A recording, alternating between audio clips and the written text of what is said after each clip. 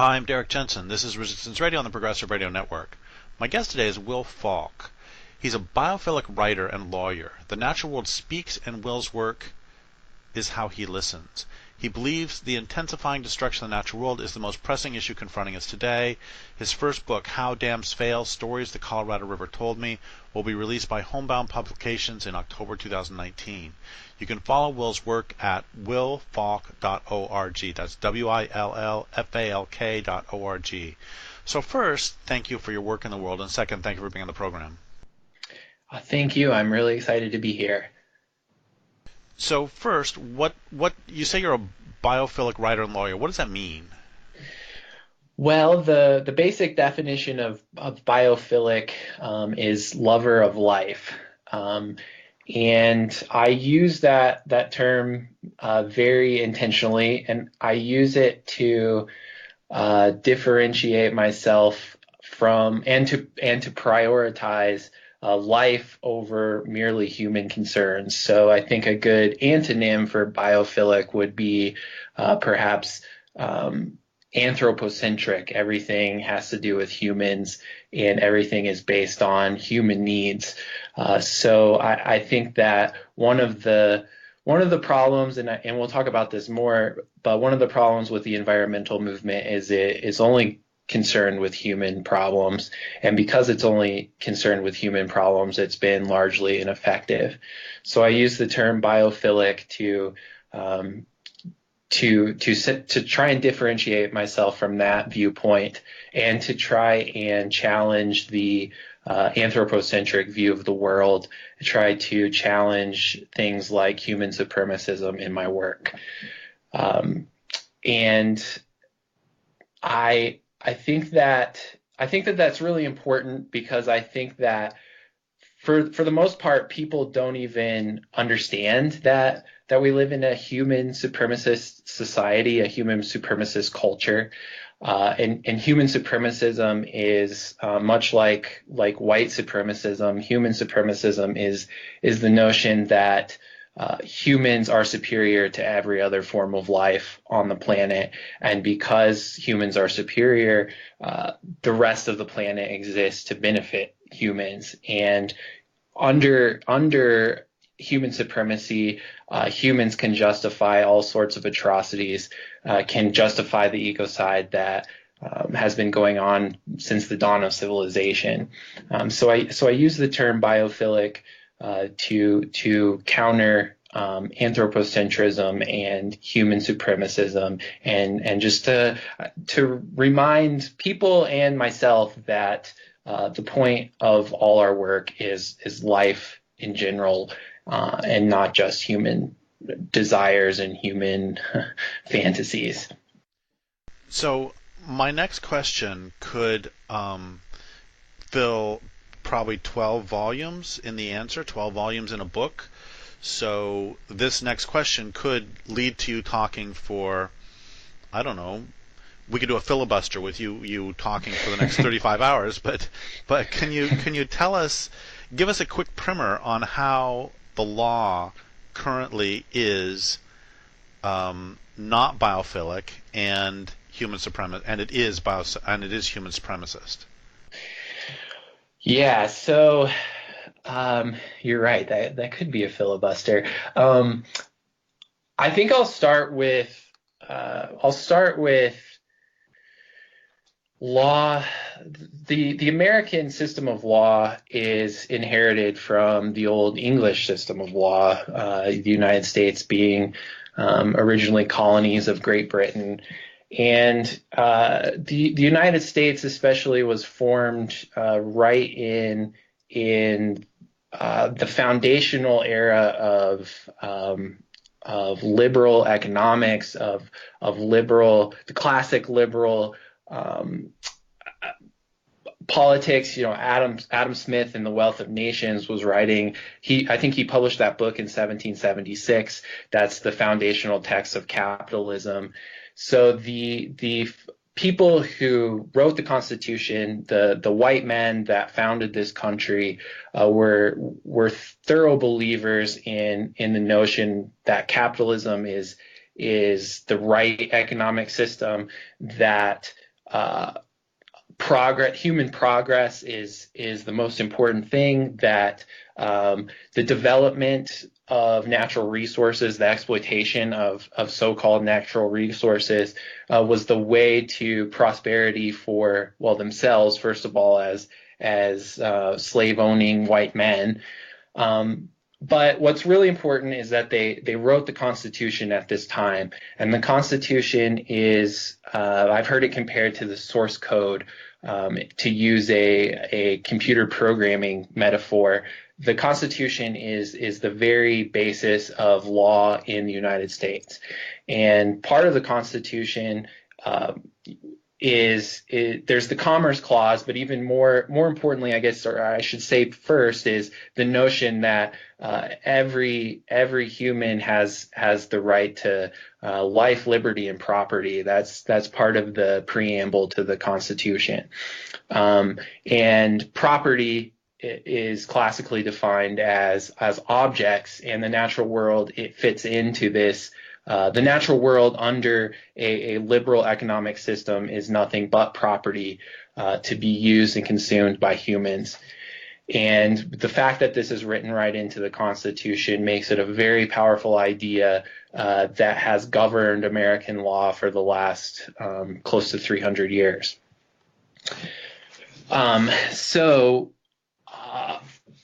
Law at its very beginning is anthropocentric. Human beings' right to use property that they have acquired. Originally, this was mainly land. The ability to use land in a way that benefited the property owner is fundamental to everything that has followed in American law.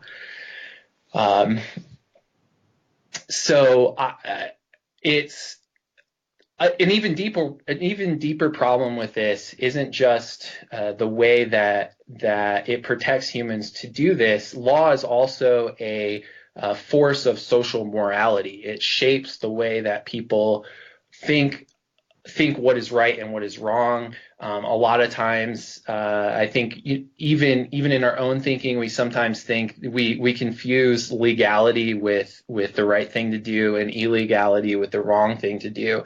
So what the foundational document, the Constitution, has done to generations of at least Americans, and you could also argue the dozens and dozens of countries that have written constitutions since the American Constitution, around the world. What this has done is it has taught generations of humans that nature is nothing more than property, and has taught humans so thoroughly that thinking of nature as anything but property is completely unheard of. It's the idea that nature is property has become invisible to most Americans and to most humans around the world. And I think that this idea, there might not be a more destructive idea than this one, at least in the law. So that's how it started. That's how the American legal system started as human supremacist. But then as the Industrial Revolution happened, kind of getting its beginnings in the 1770s, 1780s, when the American government was first founded, there's been all kinds of things that have re-entrenched that idea. I think one of the big ideas has been a series of Supreme Court decisions since the 1800s that grant corporations greater rights than most communities have in the United States, and it gives corporations access to the power that government represents. Because corporations are bestowed with certain property rights under American law, when those rights are interfered with, they can call on the American system of government for the physical force they need to ensure that whatever they want to do gets done. So the easiest example of this is a pipeline. Once a corporation acquires property rights or access to land to build a pipeline, if someone tries to stop them building that pipeline, they can bring a lawsuit in court and ask a judge to order the police or the National Guard to enforce their right to build that pipeline. So the nation that, or the notion that, and even when they don't acquire the property rights, they can still be taken. Yeah, they can petition, and corporations have gotten so powerful. They've been so powerful for a long time, but they've gotten so powerful that they can even access the legislative process to, they can go into Congress and say, hey, we want to build this big pipeline. It's going to be good for the country. It's going to create a lot of jobs. It's going to, you do all the things, it's going to give us the energy that we need to live the way we do.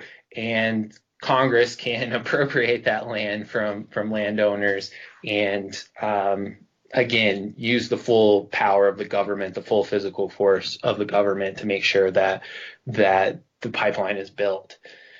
So I think those two ideas, that nature is nothing more than property, has no access to the court system to enforce a right to exist, to naturally evolve, to thrive. That's the first big problem with American law that has haunted the English system of law from the beginning. And the second big idea is that corporations have oftentimes been bestowed with as many rights as human beings, and definitely as many rights as communities who would oppose destructive projects. Another big problem with American law that has grown in the last 50 or 60 years is this whole regulatory framework of laws that, like the Endangered Species Act or the National Environmental Policy Act, laws that are the rhetoric with which they were passed was that they are to regulate the industries that are destroying the planet.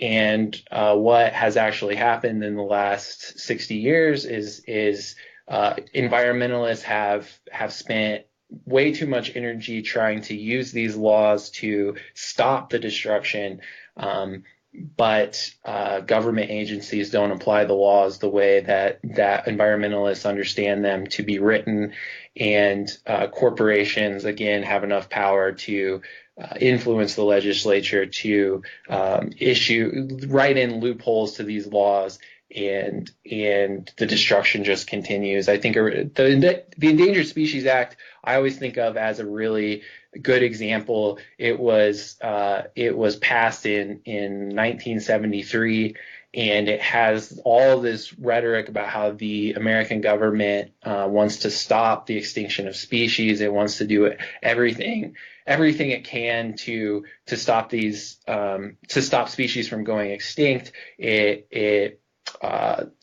I think it passed in the Senate, at least. I think there wasn't any votes against it when it actually passed in 1973. Unfortunately, since around 1970, if you took scientists say that there's been 50% decline in wildlife population since 1970. So in other words, if you took I want to just point out that that's after a huge decline from 1930, which is after a huge decline from 1890, which is after a huge decline from 1830, which is after a huge decline from 1790, and so on. Absolutely. Anyway, sorry, go ahead.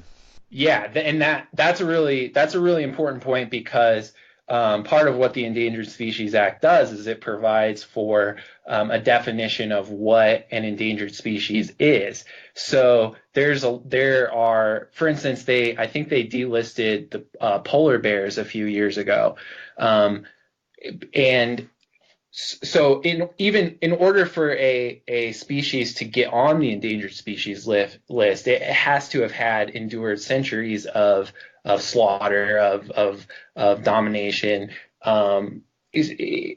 So even by definition, the definitions of endangered species require that species to have experienced a tremendous amount of destruction before it's even put on the list. But to go back to my original point about the amount of wildlife, 50% decline since 1970. That means to me that the Endangered Species Act has failed, and it's failed miserably.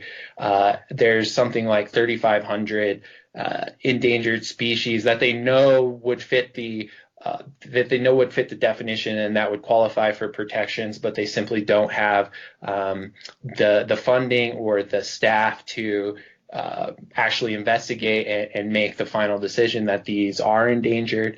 So my point is the regulatory framework that has built up over the last 50 or 60 years has largely been a way to distract environmentalists, to funnel them into ineffective means for fighting this culture.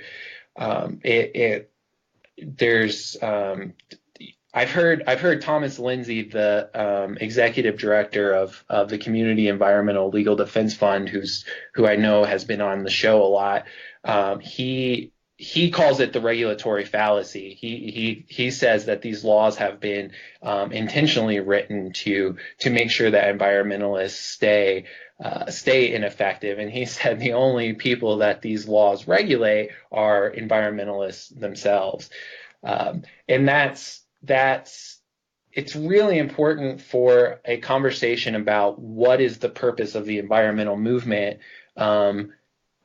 to understand that these things have been ineffective, or to have a definition of what that purpose should be in order to evaluate whether the tactics that we've used or the tactics that we could use have been effective or not. So if you look at the regulatory framework, the laws like the Endangered Species Act, and ask if they've been successful, a lot of people would say, well, I think there's been 10 species or something that have recovered after being listed on the Endangered Species Act, and that's definitely a good thing. I'm not trying to take away from that. It's just that is that what we're trying to do? Are we just trying to save 10 species out of the tens of thousands that are seriously threatened with extinction? Does that help the 200 species that went extinct yesterday and the 200 species that are going to go extinct today? So we have to have an understanding of what the purpose of the environmental movement is before we can truly understand whether these tactics have been effective or not, and whether we can, when we're evaluating where to put our time and our effort, it gives us a way to understand where we should be doing that. So I want to ask you in a moment about what then is the purpose of the environmental movement and what should it be.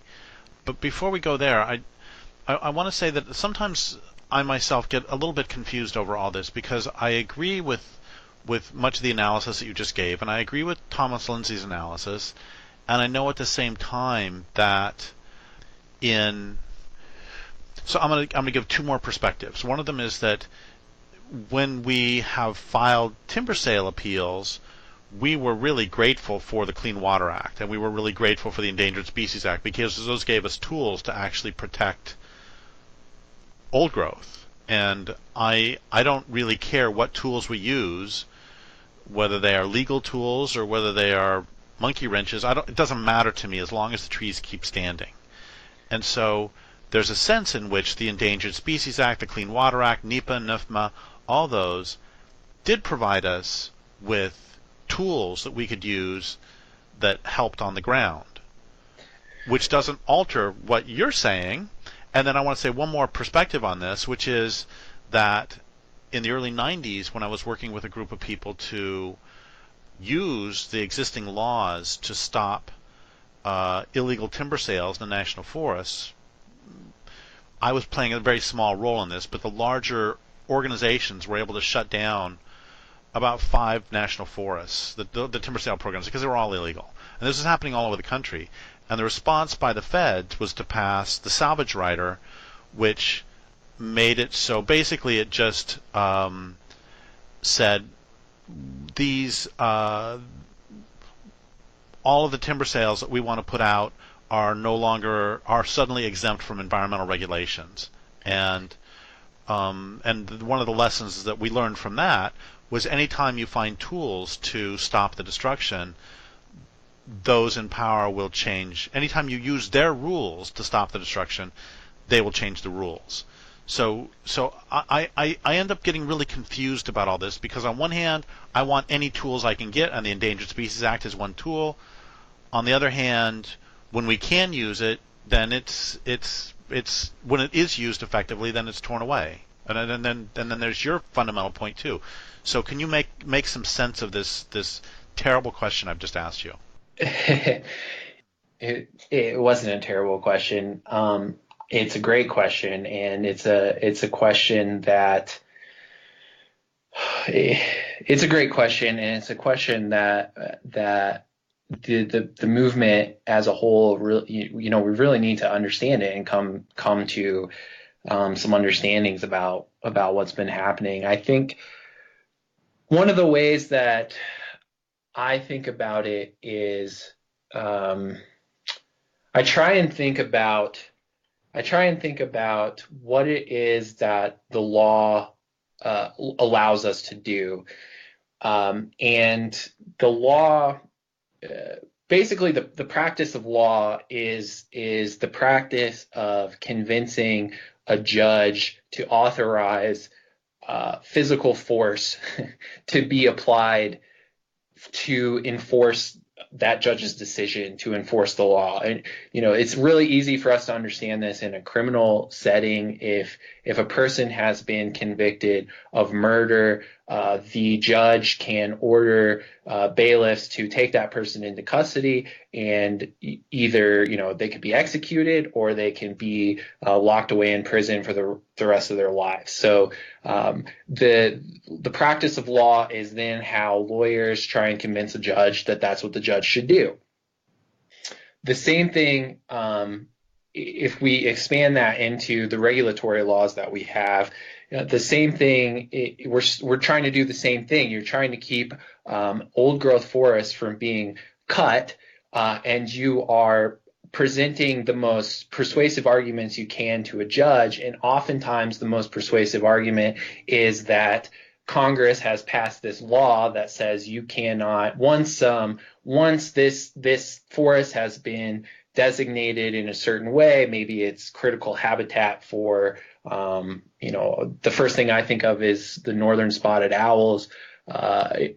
Once this forest has been designated critical habitat for these owls, this law says you can't cut it. It's clear cut. Well, sometimes corporations and others with tremendous amounts of resources and power can go in and they can influence government in such a large way that they can rewrite these laws. And that has happened. A history of a law like the Endangered Species Act is really the history of industry interests figuring out that the law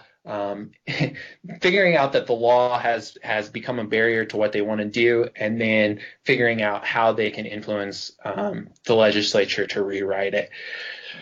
That I said all that because I think, again, the main point of law is the application of force to do what you want to do, or the application by the judge of force to support a particular side in a legal dispute. So I am very thankful that like you are, that there are these regulatory laws that have been able to slow down the destruction, prevent destruction in a lot of instances. But what I always want people to remember, and something that I think is getting more and more important to us as time keeps on passing and everything keeps getting worse, and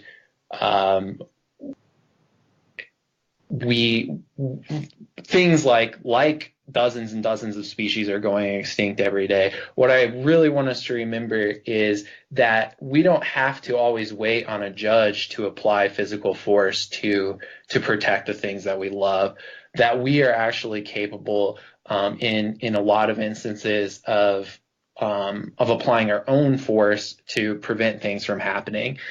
And I think that the thing that I really want people to think about when they're thinking about the law is the law can take a long time to resolve issues. It can take a lot of resources, a lot of money. A lot of times people have to appeal to experts. You have to hire a lawyer who has a license that can go into court for you and make the arguments. And in the end, the end goal is you're trying to get that judge to say, if you try to clear cut this forest, I will send the police to stop you from cutting that forest. Well, isn't it, the thing I keep thinking of is, isn't it late enough in the game that at a certain point, don't we have to start thinking, well, if we can't convince these judges to do the right thing, aren't we going to have to do the right thing for them? Aren't we going to have to become the police in a sense, or become the National Guard in a sense? And instead of trying to combat corporate attorneys in court and trying to beg judges to make the right decisions, how do we start to organize where we can just go out and do it? Yeah. So it seems that maybe not part of the problem, maybe all the problem, is that you can have. Yes, I want to have tools that we can use to slow the destruction, but the real point is that it's absurd to think that it may be necessary but not sufficient to slow down the destruction, but obviously it's not sufficient because things are getting worse. And so you can have a law that was written with biophilic rhetoric, but within the context of an economic system and a social system that is both human supremacist and predicated on destroying the natural world to continue itself. And for crying out loud, gross domestic product is nothing but the measure of how quickly the living planet's converted into money. And so it seems part of the problem is that, and let me know if I'm misinterpreting you, but part of the problem is that we are attempting to use the rules of a rigged game in order to. I mean, it's like betting at a casino. You may win once in a while, but ultimately the house is going to win. Except in this case, it's the entire planet's going to lose, and capitalism is going to keep accumulating money as the world burns. Am I interpreting you fairly correctly? Yeah, and I think the first thing I would say is there are things that are so fundamentally written into individual minds, the individual minds that are responsible for administering the law. The great quote, unquestioned beliefs are the real authority of any culture. Unquestioned beliefs are the real authority of any legal system, of any court system, of any legislature. And I think what's really happening is ideas that the economy is unqualified, the most important thing in the world, ideas that commerce must be protected at all costs, that profit must be protected at all costs. These ideas are so firmly entrenched in the people that are in power and make decisions about laws that they don't even understand that. They don't even ask why we have the Endangered Species Act, and yes, it says that we don't want any species to go extinct, but they can't really mean that they don't want all these species to go extinct if it means that we can't burn fossil fuels. The whole economy depends upon fossil fuels. So they deeper than the idea that species need to be protected is the idea that the economy needs to be protected. And I think the real crux of the situation, the real problem is how do we raise generations of humans where the natural world is more sacred than the economy, where nature is not property, but is an exalted and sacred entity that that idea is deeper than anything else. And I guess I don't think that until we're able to develop cultures that teach human beings these things, until those become the unquestioned beliefs of the culture, law is still going to serve whatever those unquestioned beliefs are. Which leads us to the question of what is the purpose of environmentalism, because in the meantime, I mean, that you literally said generations, and of course it takes generations for those sorts of beliefs to metabolize their way into a system, and that will be especially difficult when there are those who are rewarded in every way for rewarded through esteem. We all know who Bill Gates is because he's rich. They're rewarded through power. They're rewarded through comforts and elegancies. So there are powerful motivators to not be biophilic. So given that reality, what is and what should be the purpose of the environmental movement? The primary purpose of the environmental movement right now, judged on what most people who consider themselves environmentalists actually do and actually support, is to maintain the current way of living. It's to maintain the dominant culture for a little while longer. I think this is really problematic because the dominant culture is fundamentally unsustainable. The way that I think the most fundamental characteristic of the dominant culture is that it is civilization, and civilization is unsustainable. Civilization is based off of humans living in population densities so dense that they have to routinely import the necessities of life, food, water, material for their homes, that kind of thing. Well, when you require those things, you're going to strip an ever larger land base of those necessities of life, and it's just gonna keep growing and growing and growing, and that's what we've seen for the last 10,000 years. That's what civilization has done to the planet. It has become so horrifically deep, so deeply embedded in our very ways of life, that most people, well, I don't know about most people, but with a human population of 8 billion and growing, 8.5 billion and growing, a lot of humans, their very life requires civilization. The food that they get, the water that they drink, comes from ecocide, comes from stripping the land of what humans need.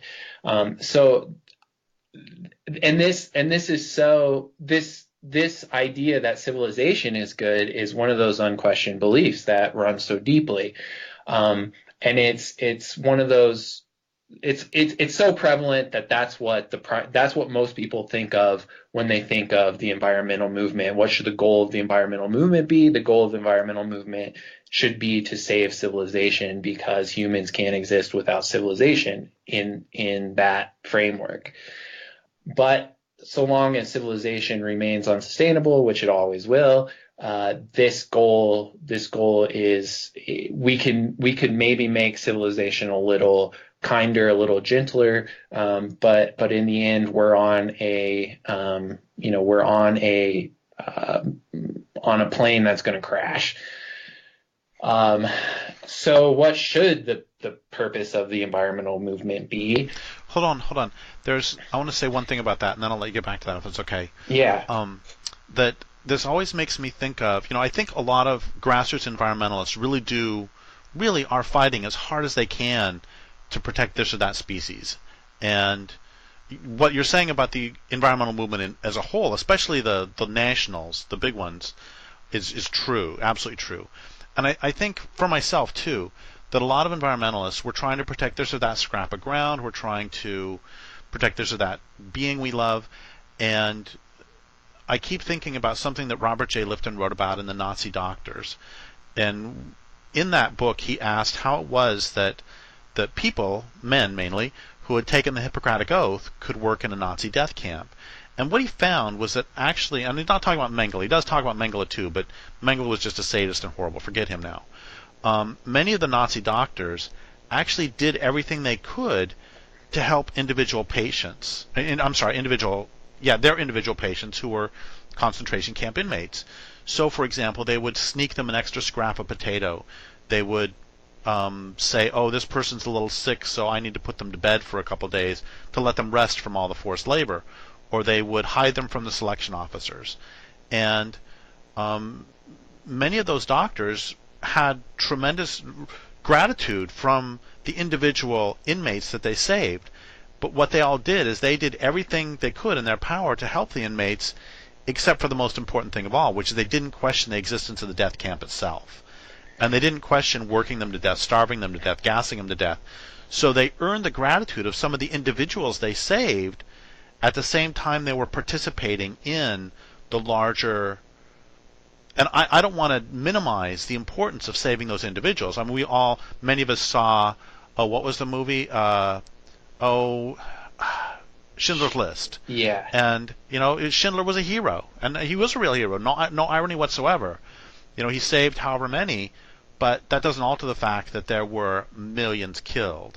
And so, as an environmentalist, I feel the same way, that we try to use these rules without, and that's one of the things I love about your work, is what you're doing right now, is that you're questioning that larger superstructure that is the destruction of all that is. Okay, so now that I've rambled like that, either you can go respond to that, or you can say what the environmental movement should be. Yeah, I will respond to that, because it's that question haunts me too, and the way that it has haunted me, I guess recently, the biggest thing is I recently helped to file the first American federal lawsuit for a major ecosystem, rights of nature for a major ecosystem, for the Colorado River. And as I was doing this, I started to think about what it would mean for the Colorado River to actually be granted the right to exist, the right to flourish.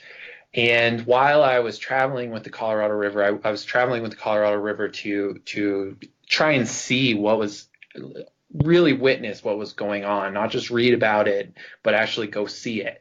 And we were at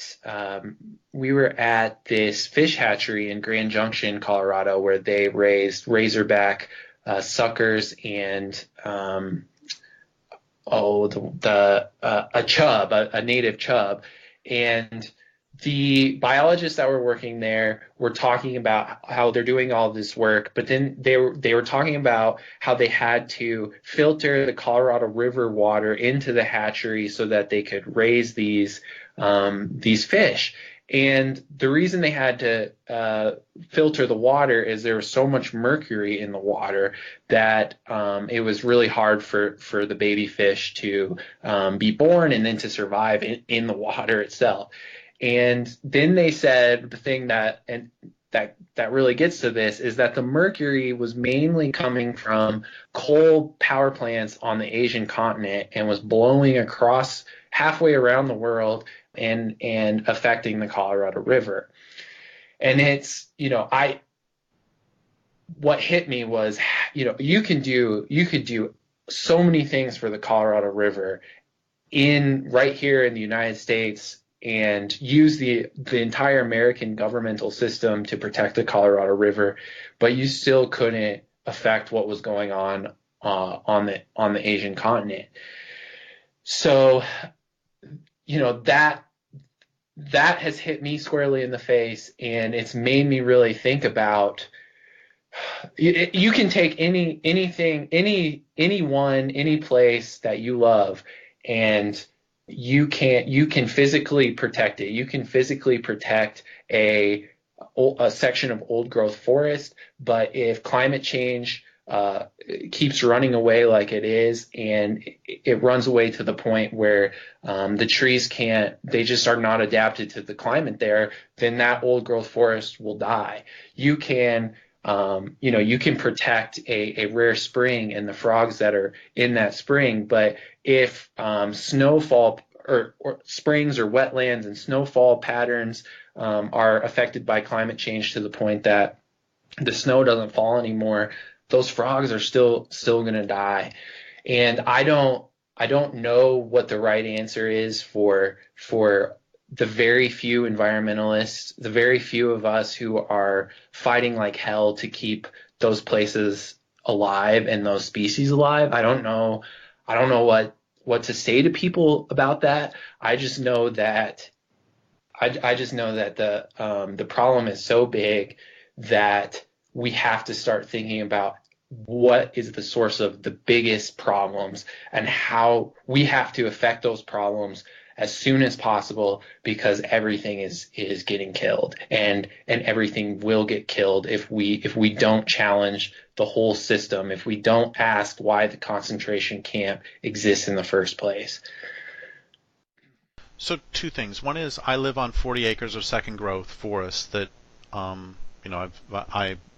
that my mom and I have protected, and it's one of the things that that has broken my heart in this is that even though, yes, I understand that there might be less migratory songbirds because they die somewhere else, but roly-polies, there are fewer roly-polies, and I guarantee that the individual roly-polies do not have a range of larger than 40 acres.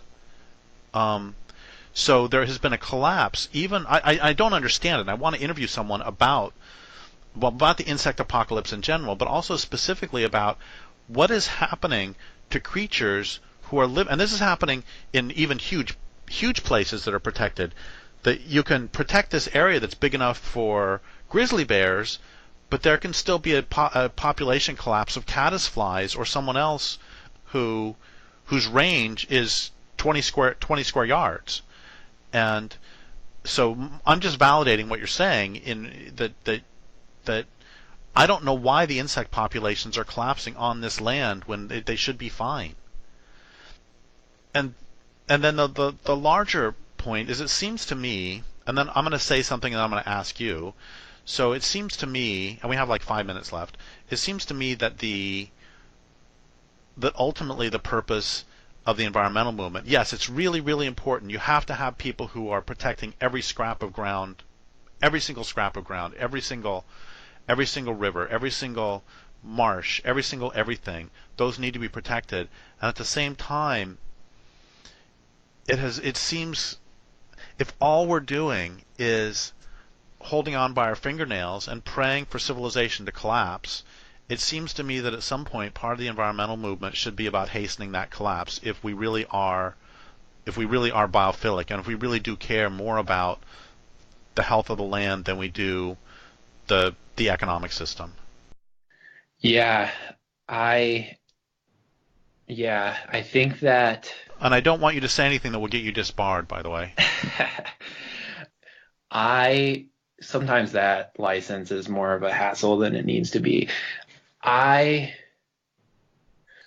That is something that what you're saying about if we're truly biophilic, won't we hasten the collapse?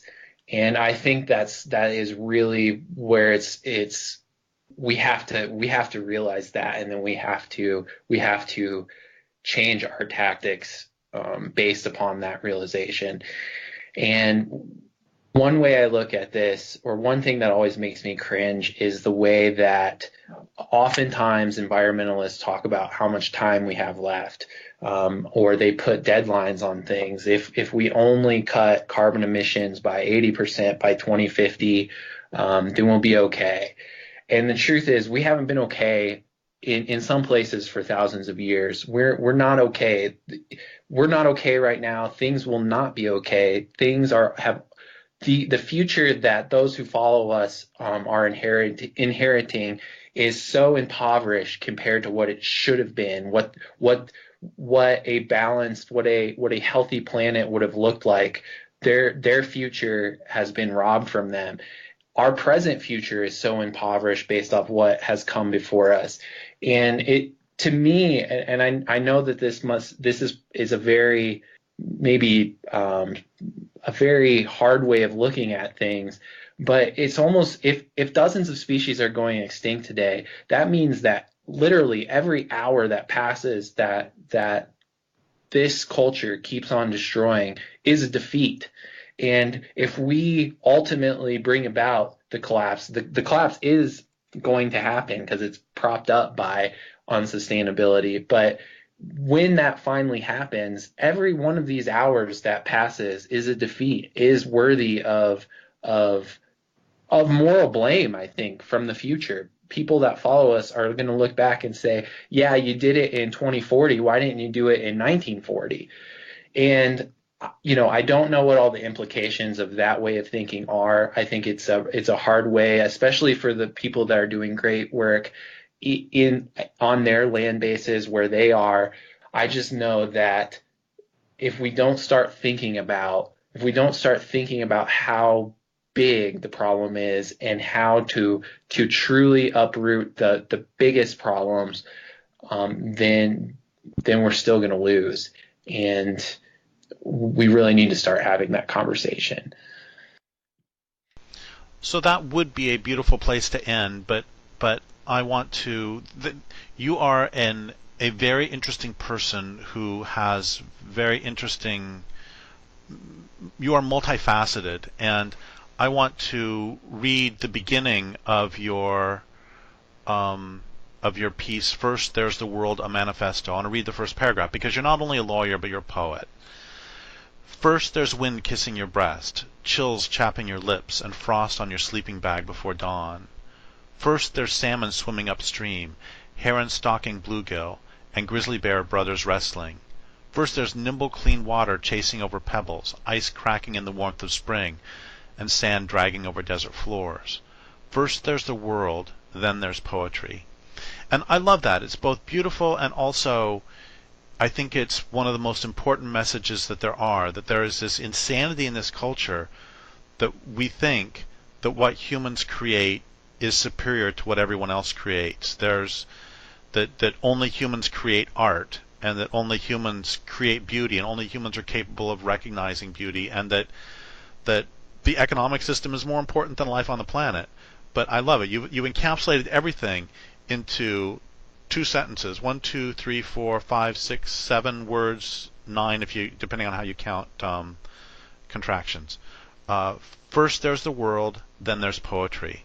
And it seems to me that's the most important lesson that we have to have, is first there's the world, then there's everything else. And can you talk about that for just a moment? We have like 1 minute left, 2 minutes left. Yes, there is no poetry without the natural world. There's no life without the natural world, and in the way I see things, poetry should always be a function of life. Poetry should be committed to the truth, and when so many things are being destroyed around you, if you're going to be an honest poet or an honest writer, then or an honest lawyer, or an honest lawyer, then you have to commit yourself to changing that, to stopping that. You cannot love life, you cannot love poetry without fighting against those who are destroying life and therefore destroying poetry. Well, thank you so much for your work in the world, and thank you for being on the program. I would like to thank listeners for listening. My guest today has been Will Falk. This is Derek Jensen for Resistance Radio on the Progressive Radio Network.